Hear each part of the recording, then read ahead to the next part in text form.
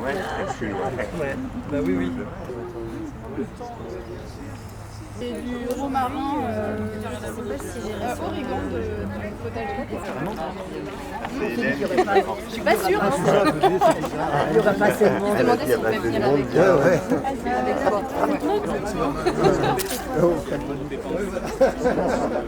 Vous êtes bien servi en biscuits.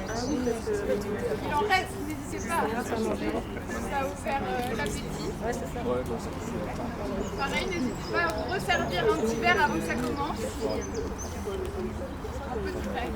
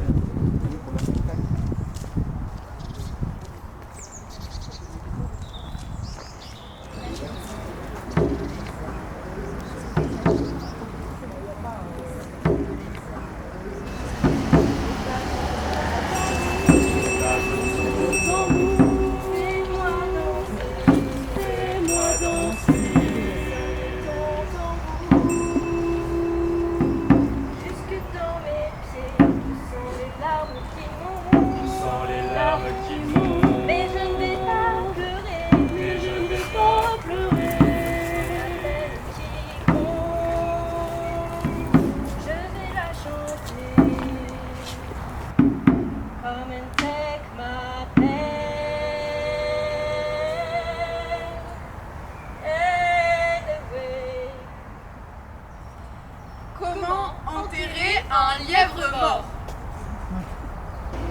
Et si entretenir une relation symbiotique à la mort n'était pas une action écologique de grande ampleur?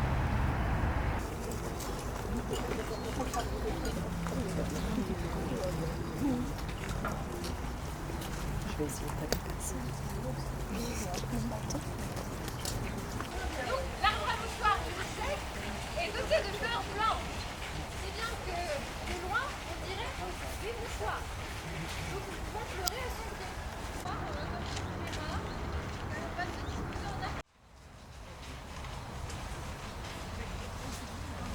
Nous avons chacune un proche qui est au pied d'un arbre ici.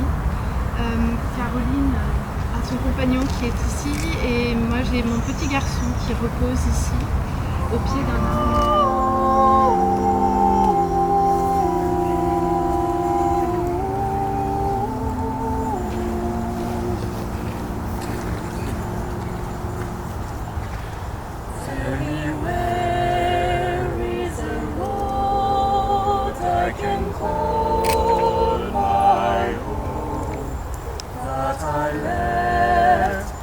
I loved so long ago. All these years I have wondered, oh, when will I do? There's a road that will lead me home.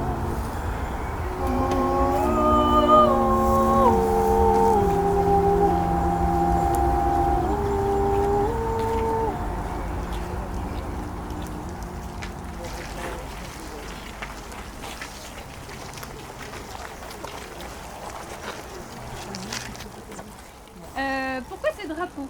Ce sont des drapeaux, des drapeaux presque qui nous rappellent les manifestations. Ça peut être aussi un linge de linceul, ça peut être aussi un mouchoir. Napoléon a décidé que plus de 10 personnes regroupées constituaient une manifestation, donc étaient passibles d'amende. Le problème, c'est que les cortèges funéraires souvent rassemblent plus de 10 personnes, si bien que les cortèges funéraires sont devenus des manifestations. Ce qui me fait dire que potentiellement, les morts ont participé à des soulèvements populaires et moi, ça me remplit de joie. Donc Edwige et moi faisons partie de l'association de l'ombre à la lumière et nous prenons soin d'offrir aux personnes qui ont eu un parcours de rue, qui sont à la rue, qui sont isolées dans des logements, qui sont seuls, en rupture. On déroule une cérémonie. Nous sommes rattachés au collectif national des morts de la rue. C'est un cimetière qui s'appelle la Bouteillerie et on avait remarqué des tombes complètement abandonnées. La tombe était à l'image de cet anonymat, c'est-à-dire que c'était une dalle de béton, il n'y avait pas de nom. On a identifié les tombes et une fois qu'elles ont été identifiées, on a fait connaissance. Comme si on recrée un lien avec ces personnes. On leur pose beaucoup de questions. Oui, on leur pose plein de questions. Parce qu'on sait pas Et grand puis on fait apparaître la lune, voilà un cœur, l'infini avec des choses. Voilà, alors c'est pas pérenne. On est dans quelque chose qui bouge aussi avec les saisons, avec le temps, on apporte aussi des offrandes. Mais voilà, c'est un peu intuitif, un peu on jardine. On leur essaie rend visite, on de jardine. planter des choses, c'est pas facile parce que c'est du béton et on a beau amener de la terre, il en faut beaucoup pour que ça germe quoi. Mais un petit peu, donc on observe le vivant qui est là, qui apparaît, il y a les C'est oiseaux. ça, la nature. Alors Bernard, Julien, Eric et Claude, et on les a appelés les couchers du soleil. Voici des armes et je vois en jour parfois. Je vois du vent flairer, à mi-tout tourne. Voici des armes et je vois en jour.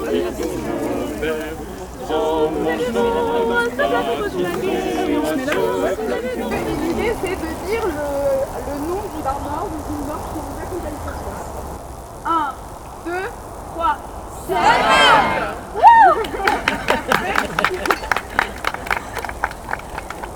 Taboulé, on a du taboulé, du chocolat, un gâteau au yaourt, Un gâteau au chocolat. un gâteau au chocolat encore, Voilà. un troisième, des fèves. Les morts adorent le chocolat. C'est ça. Jean-Marc. Ouais. J'aurais jamais cru ça. Ah ben ouais. Aujourd'hui, non. Je comptais sur Littéralement. Je me suis dit qu'il y en a une des deux.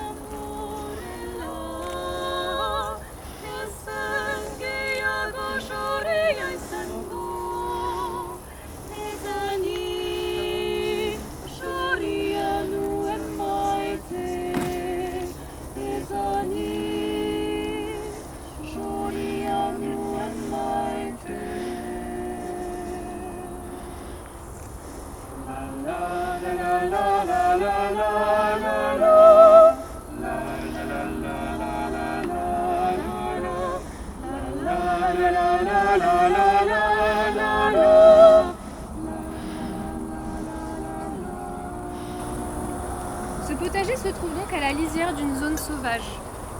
Il constitue un espace liminal, un seuil, une frange. Il n'y a pas si longtemps, des sangliers et des chevreuils passaient encore ce passage. Et venaient la nuit retourner la terre, visiter les tombes, gratter le sol, nourrir des herbes qui sont ici. Aujourd'hui, une clôture antifaune permet d'éviter les désagréments de ces gros visiteurs, mais de plus petits visiteurs continuent de venir. Il y a des chauves-souris, il y a des oiseaux, et puis il y a des lièvres. Les agents du cimetière m'ont dit que pas un jour ne se passe sans qu'un lièvre détale des allées du cimetière. C'est véridique puisqu'Eva et moi en avons vu un il y a quelques jours. Alors j'aurais voulu vous dire que j'ai rencontré des biologistes, des éthologues, que je pourrais vous faire la description très précise du lièvre qui est avec nous ce soir. Mais je ne connais pas grand-chose de lui. Je sais juste qu'il est allemand et qu'il est mort en 2024. Nous pourrions peut-être regarder ce lièvre comme un lièvre, pas comme une preuve biologique, une preuve scientifique, ni même comme un symbole nostalgique. Juste un lièvre. Je vous invite juste à le regarder comme un lièvre. En réalité, de lui, il ne reste qu'une peau tendue sur une silhouette de plastique. Ce n'est pas vraiment un cadavre. Nul organe ne pourrira plus. Alors comment et de quoi dépouille-t-on les vivants pour en faire des morts? Peut-être pouvons-nous, sans nous effrayer, prendre conscience de la circulation organique des morts parmi nous. Des cendres déposées au pied des séquoias, là-bas, volettent peut-être au gré du vent et se collent à nos semelles qui arpentent les villes et rentrent dans nos maisons. Imaginons que notre lièvre fasse partie de ces êtres de cendres. Cellulose, tanin, sel de calcium et potassium, carbonate, phosphate, toutes ces particules se déplacent dans le mouvement des choses et s'agglomèrent au monde. Son corps infiltre la terre, chargeant les couches supérieures du sol d'un humus désormais riche en azote et en potassium, bientôt propice à la croissance de végétaux, si bien que le voici métabolisé non plus en peau de lièvre, mais en pissenlit. L'expression dit que les morts mangent les pissenlits par la racine. Mais peut-être est-il plus honnête de considérer la vie qu'ils alimentent en retour. Devant vous se trouve un miel de pissenlit, ou plutôt un miel des morts. Il a été confectionné avec plus de 520 efflorescences de pissenlit pour vous proposer de nous imaginer manger une sève des morts, manger ce miel des morts qui travaille la terre avec nous. Il y a des clés pour les adieux, des clés pour les larmes retenues. Car dans ce métier, je n'enterre pas. Je relis, je répare, je tiens. Et mon trousseau porte des noms qu'on n'oublie pas. Je vais vous chanter quelque chose. C'est un chant Lakota. Ça s'appelle He Yamayo. Gratitude d'exister, ici et maintenant. Gratitude pour chaque moment obtenu où je suis né, grandi, enseigné et retourne sur terre pour naître. Hey Yamayo, wanaheneyo, hey Yamayo, wanaheneyo,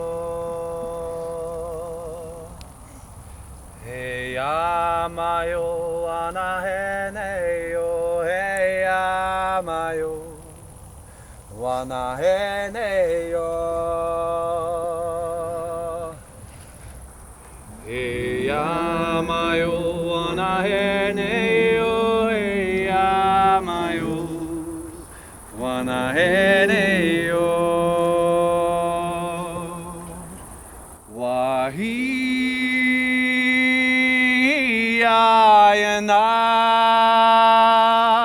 hey yo, wahi, hey yo, wahi.